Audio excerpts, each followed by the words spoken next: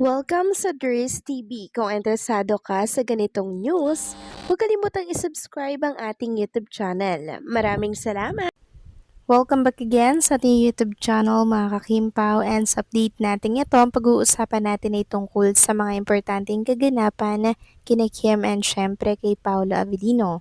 Pero bago po ang lahat, maraming salamat sa inyong patuloy na pagsuporta at pagsubaybay sa mga daily update natin. Kaya naman bilang pasalamat, narito po ang isang napili kong komento patungkol ito sa naging previous update.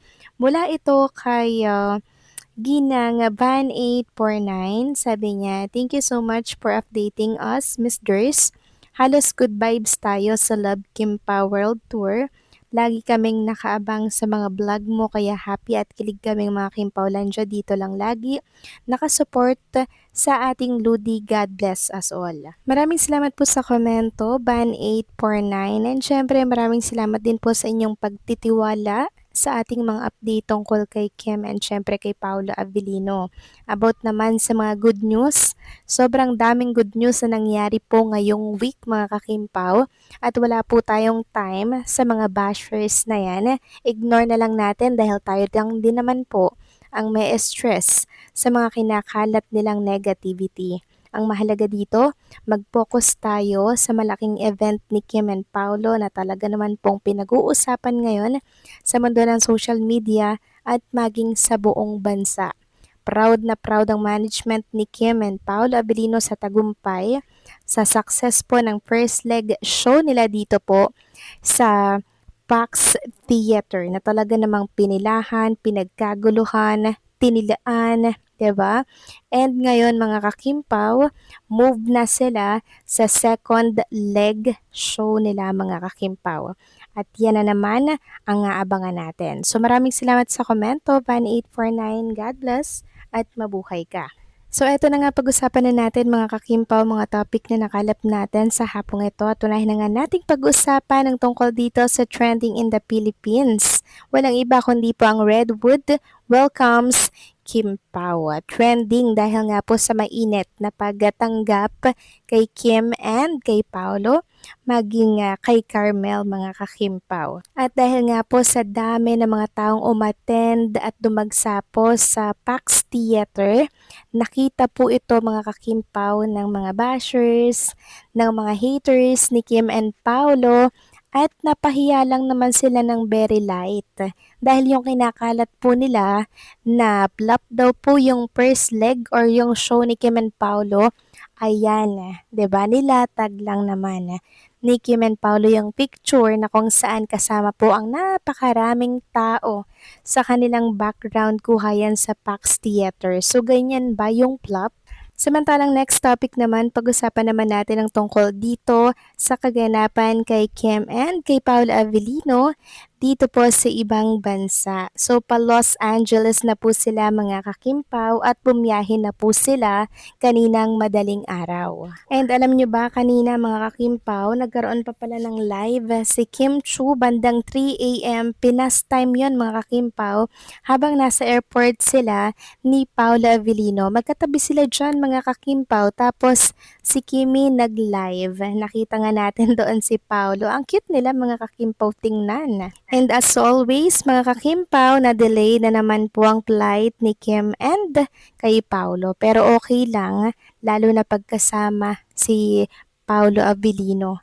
'Di ba? Hindi po may inep ang isang chinita princess. Sabi nga dito, kahit ilang oras ma-delayed ang flight, basta ganito kapawgi ang katabi mo, ay ito na yung sinasabing happiness mo, Kim. At dahil nga po change location si Kim and Paolo Avellino, papunta pong Los Angeles, California, from Redwood City. Syempre, change location din po yung mga tutuluyan nila doon, like hotel, yung accommodation nila doon mga kakimpaw. At after po ng travel na to, syempre, direkta sila sa hotel magpapahinga, then another rehearsal na naman. So ito po yung second leg ni Kim and Paolo Avellino sa kanilang concert, and hopefully mga kakimpaw ay maging successful din ito katulad ng first show nila dyan po sa Pax Theater. At alam nyo ba kahapon mga kakimpaw, pakatapos po ng kanilang successful concert dyan po sa Pax Theater, medyo natagalan pa po pala si Kim and Paula Vilino doon para po sa mga meet and greet ng mga fans nila. Tapos parang may photoshoot pa ata si Chinita Princess mga kakimpaw. Kaya inabot po talaga sila ng ilang oras doon. Kaya ang schedule dapat ng flight nila ay 3 a.m. Pinas time po yan. Pero, na-delay pa rin mga kakimpaw. So, pagod na pagod si Kim and Paula Vilino sa kanilang first leg concert, 'di ba mga kakimpaw? Pero alam naman natin na meron pong isang tao dyan na handa pong magpasaya at magpawala po ng pagod or magpatanggal po ng pagod ni Chinita Princess. Walang iba kundi po itong si Paulo Abilino. Marami tuloy nagtatanong sa live kung ano-ano daw yung ginawa ni Kim and Paolo.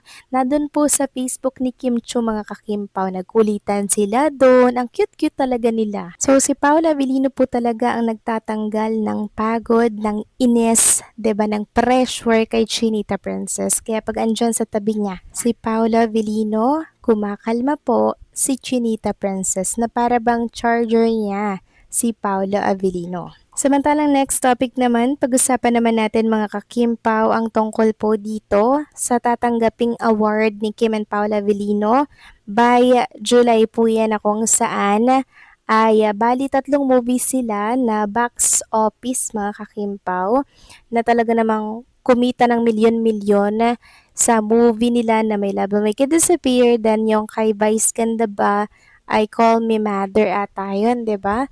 So yun po yung mga tatanggap ng award by July sa Edis Award yon mga kakimpaw.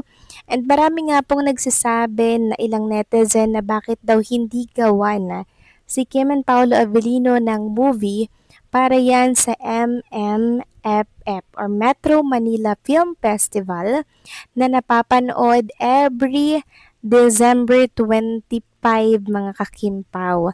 So pwedeng-pwede naman meron na nga po ako naririnig-rinig na bakit nga daw hindi gawa ng movie si Kim and Paolo kasi marami din naman po ang taga-suporta, malakas sa tao. 'Di ba? Sana daw ay merong producer na maglakas ng loob na kuhanin si Kim and syempre si Paolo dahil papatok daw ito sa Takilya ngayong December. Well, i-manifest natin mga kakimpaw dahil marami rin po talaga yung nagpo-push since marami din talaga ang supporters ni Kim and ni Paulo. So kayo ba mga kakimpaw, agree ba kayo na magkaroon ng entry si Kim and Paula Avellino para po sa Metro Manila Film Festival? Comment down below mga kakimpaw nang sa ganun makita natin kung agree ba at susuportahan ba to ng lahat. Okay? So paano hanggang dito na lamang po ang update natin. Maraming salamat sa patuloy na pagsuporta.